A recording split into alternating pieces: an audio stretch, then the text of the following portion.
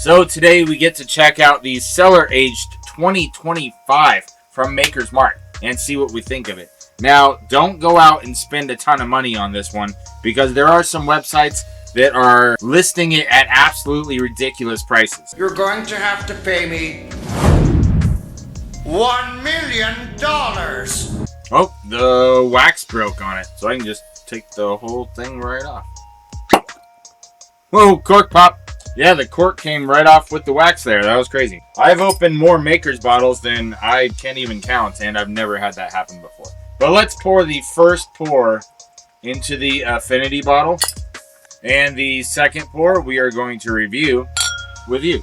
So we're going to let that sit and breathe for a minute. We'll take a look at this bottle. When you look at the left side of the bottle, it shows you what blends are in this 2025 Cellar Aged batch. We've got 74% whiskey aged 11 years, 10% whiskey aged for 13 years, and 16% whiskey aged for 14 years. So that's pretty cool. We turn to the other side and we look at the proof point. We got 56.45% APV. That is 112.9 proof. Now I'm going to pour glasses of the 2023 and 2024 releases because you know I got to compare them and see if this one is better than the previous releases. So let's pour a little bit of that 2023, just a little bit to get a taste of it, and a little bit of that 2024.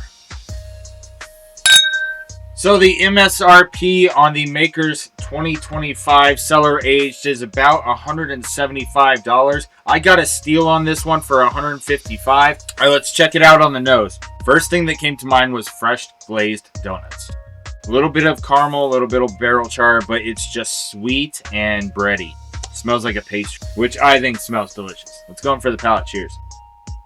There's a lot of sweetness right up front. Lots of honey and vanilla. Get kind of like a shortbread Girl Scout cookie in the middle of the palate. Some nice oak and barrel char notes on the finish. Yeah, that's just super smooth and easy to drink. That is a really good one. I like that one a lot. The Maker's Funk that you usually get in the back of the palate is there, but it's real slight. It's real mellowed out. A lot of the Private Selects and some of the other Maker's products that you can get have it more pronounced, that sourdough bread note in the back.